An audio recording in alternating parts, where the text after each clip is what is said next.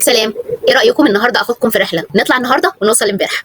يلا بينا. مكملين لسه مع سافي، والمره دي الجوتشا اللي معانا اللي هي الكروس ديت او الانترناشونال ديت لاين او خط التاريخ، اللي هو لما ناخد الرحله من الشرق ونروح للغرب لكن فوق الباسيفيك اوشن. هنشوف مع بعض ازاي ان تحويل اليو تي سي بالنسبه لنا هيسهل علينا الموضوع وهيخلينا ما نتلخبطش واحنا بنحسب او بنتعامل مع جوتشا زي دي. الاساينمنت اللي معانا اللي احنا هنتعلمه مع بعض في السيناريو بتاعه بيقول ان في عندنا رحله، الروت اللي احنا هناخده من طوكيو للوس انجلوس، والرحله دي هتكون في ابريل 10 2025، والديبارتشر هيبقى التوقيت المحلي لطوكيو الساعه 4:55 دقيقه مساء، والنورمال فلايت ديوريشن بتاعتنا 9 ساعات و40 دقيقه. ومطلوب ان احنا نفسر في سنتنس كده ايه اللي خلانا نوصل بدري. فاول خطوه عندنا ايدنتيفاي للتايم زون، الاوفسيتس والدي اس تي بالنسبه لليوم اللي هو ابريل 10. واحنا كالمعتاد ان احنا بندخل على سافي، بندخل المدينتين، بندخل التاريخ، بنصفر اليو تي سي، بنشوف المقابل بتاعه في البلاد اللي احنا رايحينها اللي هي الديبارتشر اللي هي طوكيو، ارايفر اللي هي لوس انجلوس. فبنلاقي كمان في سافي لو ناخد بالنا ان هو بيبقى هنا عامل لك باللون الاحمر لما بيبقى اليوم اللي قبله، يعني الاوفسيت بتاعك بيبقى بالنيجاتيف. علشان كان في حد سال ازاي بنحسب الاوفسيت لما بيكون بالنيجاتيف. انا هنا لما بيديني ان انا طالعه ابريل 10، الاوفسيت هنا طلع 17 بس ابريل 9، فانا باخد 24 انقص منها السبعه، فهيبقى ده الاوفسيت بس بالنيجاتيف للبلاد اللي هي في الغرب باليو تي سي. فمن السافي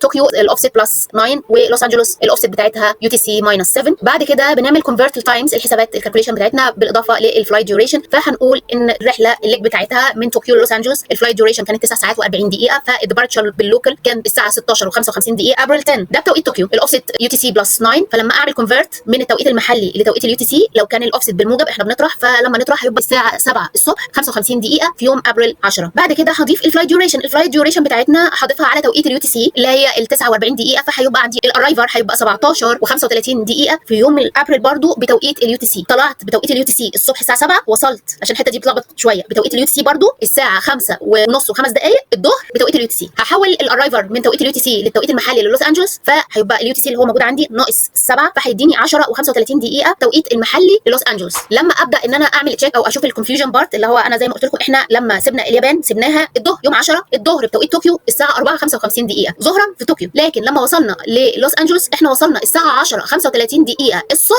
في نفس اليوم، يعني احنا وصلنا قبل ما نطلع. طبعا في حسابات اليو تي سي الموضوع لوجيك، هو الموضوع بيلخبط لما بتبقى باصص على التوقيتات المحليه. التوقيت المحلي انا وصلت قبل ما اطلع، قبل ما اعمل ديبارتشر، لكن في التوقيتات اليو تي سي زي ما احنا كنا شايفين احنا طلعنا الصبح وصلنا اخر النهار العصر، فالدنيا كانت مظبوطه. احنا وصلنا قبل لان احنا عدينا خط الوقت بتاع الباسيفيك، واي توقيت اي رحله طيران هتطلع من الشرق هتعدي الباسيفيك هتوصل قبل ميعاد طلوعها، وده طبيعي لان غرب اليو تي سي احنا بالناقص، شرق اليو تي سي احنا بالزائد، فده منطقي. استخدامنا لليو تي سي سهل علينا ان احنا ما نتلخبطش في موضوع التوقيتات، ودي احد الحالات اللي بتوضح اهميه ان انت تحول لاي ايتينري باليو تي سي عشان تجيب التوقيتات مظبوطه. كالمعتاد التمرين اللي ليك. اشوفكم في رحله جديده. سلام.